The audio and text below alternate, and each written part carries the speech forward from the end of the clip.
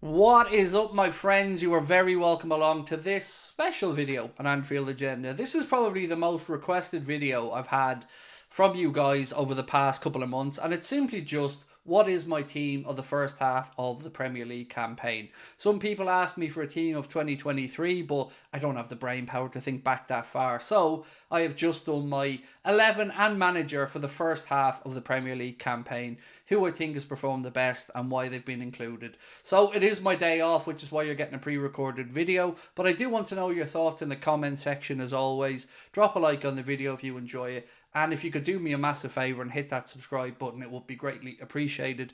Now, trigger warning for a lot of people, you won't see Haaland in this team. It isn't because I don't rate him. It isn't because he isn't brilliant. It's because he's missed an awful lot of football this season. And because of that, I couldn't include him in it. So don't think it's an agenda against City or anything like that. I've got many agendas against Manchester City, but I didn't have any when I was making this video. So I'm going to start, as I always do, with the goalkeeper, work my way forward.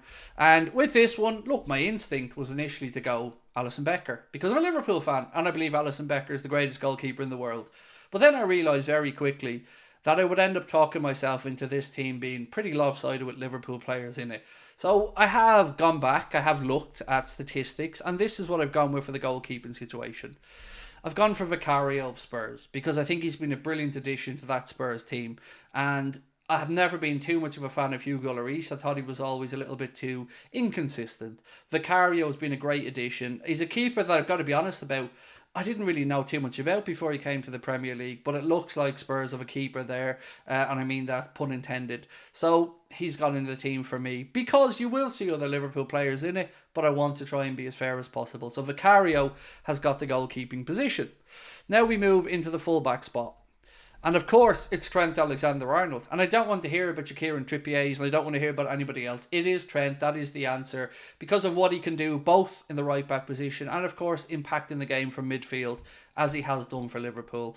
I do appreciate Kieran Trippier, but he's also dropped off a lot over the past few weeks because tiredness and fatigue are setting in. So I think it's fair that Trent Alexander-Arnold gets the right back position. Next up is Saliba, right-sided centre-back, and I think he's a fine footballer. The comparisons to Virgil van Dijk, I think, are a little bit too soon, but still, I do think Saliba deserves his place in this team. He's a wonderful centre-back. Arsenal have got a great player there, and one that I think will get better with age as well, much like Virgil. So, right side of the defence is completed. Trent at right-back, Saliba at right-sided centre-back. Next up, it is, of course, Virgil van Dijk. I couldn't have a best Premier League 11 without statistically the best Premier League defender in it, could I? And Virgil van Dijk has returned to, I won't say his imperious best, but certainly a big improvement on last season. Got the Liverpool captaincy this season, and he has to be part of any Premier League centre-back pairing. Now, there are other people who could have been in contention here. Ake, as an example. Diaz, but I feel like the two that I've chosen, and Anderson as well, I guess, from Crystal Palace would have been worth a good show. But these two, for me, it'd be who I would genuinely pick if I was a manager that could pick from any of the centre-backs in the Premier League for a game. I would go with Saliba and Van Dijk. So now we've gone through most of the defence, but we still have a left-back position to fill. Who have I gone with here? I've gone for Udogie. Again, another Spurs player that I probably wouldn't have known all that much about before he came to the Premier League, but I've been really impressed with him since he's come in. And he's very much come into his own with Ange Postecoglou's style of football as well. And there are other options. Of course there are. Many people will have their own option here at left back. But for me, I think Udogie has been one that I've enjoyed watching. So my defence is Trent at right back, Udogie at left back, with Saliba and Van Dijk as the centre backs, and obviously Alisson in goal. Now we move into midfield, and I didn't really think formations, to be honest with you. I nearly put in 3 holding midfielders, but I pulled myself back at the last second and decided to put in one more attacking player. So I have gone with a 3 midfielder choice, but I haven't really cared about a formation. I've just picked 3 midfielders that I think are the best. So first up, it is Rodri. In my opinion, Rodri is the best holding midfield player in the Premier League, potentially in Europe and the world, and he is just a formidable player. Sometimes it looks like a man out there playing against boys. He's a big physical specimen. He gets a few goals as well. And when he's not playing Scotland, he's certainly world class. So for me, he has to be in the team. So Rodri is in there, and I think most people watching this would agree. Next up, it's Declan Rice, because after Rodri, he's probably second on that list for me. I think the £105 million that Arsenal paid, I think in 2 or 3 years' time, nobody will be talking about that fee. Much like us with Virgil van Dijk, I think he's answering those calls already. He is top quality, and he will add a lot to that Arsenal team, and he has added a lot already since he's come in. So Declan Rice and Rodri, but who is the third? And again, would love to know your thoughts on these in the comment section, but let's see who I have for my final midfield position. I've gone for John McGinn. And because I couldn't not have some Villa representative in this team with quite how good they've been this season. Now, it was a toss-up. It was nearly Douglas Luiz. But again, I didn't want to look towards more defensive-minded players, really. So I put John McGinn in there because I think he's underappreciated by a lot of people in the Premier League. Also, shout to Odegaard, but I think even Arsenal fans would admit Odegaard isn't having the season that he did previously. There are probably some other people as well we could suggest in here, some of them from a Liverpool perspective. But I think the three that I've gone for, I feel comfortable with. So again, my midfield is Rodri, Declan Rice and John McGinn. That's the three that I've gone for. Moving into attack now, and I think we'll be starting with the right side of attack. Yes, we are, and don't even at me. Don't come at me, don't question me, don't say sack it to me. The answer is Mohamed Salah. It just is. He is the best right-sided player in the Premier League, bar none. I don't care. It is Mohamed Salah. That is the answer, and I hope that most rational-minded people watching this will agree with me that Mo is there. So that is 3 Liverpool players that have made it into the team for me. 2 in defence and 1 in attack. And I'm pretty happy about that one. So for me, Mohamed Salah is your right side of attack. Next one up. Son.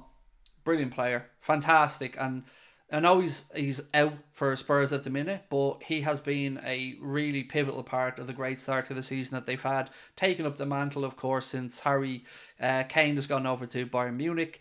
And look, I think we all really just appreciate Son as a footballer, right? He's pretty good. Scores a whole different variety of goals, and fantasy football players amongst you as well will know that he's not doing too shabby for us this season. So Son has to make it into the team as well. And the last selection, I've gone for Ollie Watkins. And I've spoken about this many times, by the way. I feel like outside of Haaland in the Premier League at the minute, there is a real dearth of attacking talent with regards to centre forwards. You could have given a shout to Alexander Isak, of course. If Haaland had been fit, this wouldn't have even been a competition. Haaland would have been in there, but as I mentioned at the start of the video, I couldn't justify putting Haaland in with the amount of games that he's missed.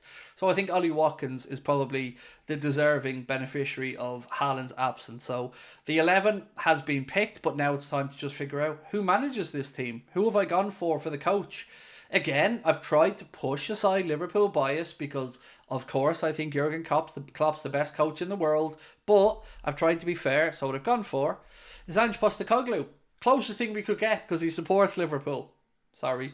But I really enjoy his brand of football. I also enjoy listening to him. I enjoy his insights on the game. I enjoy his thoughts on VAR. And I just think he's a breath of fresh air. I do. And, you know, potential big jobs for him in the future. Not that Spurs isn't a big club, but I put him in there ahead of Pep Guardiola and Jurgen Klopp because I think he deserves to be recognised for the great campaign he's had. Now, I do understand there were people going, Craig, Unai Emery. And I get that as well. The reason I think I've probably ended up falling with Ange Postecoglou is because this is his first season. And he came down from Scotland where people had concerns. Would he be able to take that style of management and the way he plays and be impactful in the Premier League? And he really has. So it was close, but I did go with Ange Postecoglou. So just to go back over everyone, this is the 11 with Ange Postecoglou as the manager. It's Vicario in goal. Right back, I've gone for Trent Alexander-Arnold. Left back, Udogie. Then Saliba and Virgil van Dijk as the centre-backs. In midfield, Rodri, Declan Rice and John McGinn. And then up top, I've gone for Son, Ollie Watkins and the great man himself, Mohamed Salah on the right. So I've done my part, my friends. That is my team. Now it is over to you. Let me know your thoughts. Now look, I know there's some obvious people missing here. Phil Foden was close to getting into the team. If De Bruyne was fit, he'd have walked into the team, but he hasn't been. So I've tried to be as fair as I can be.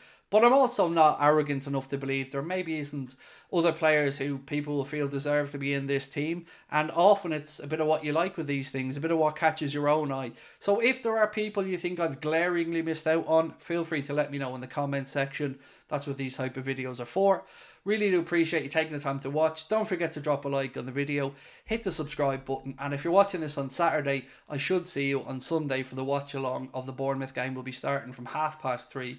Until then, have a wonderful weekend. Thank you for watching, and I'll catch up with you soon. Bye bye.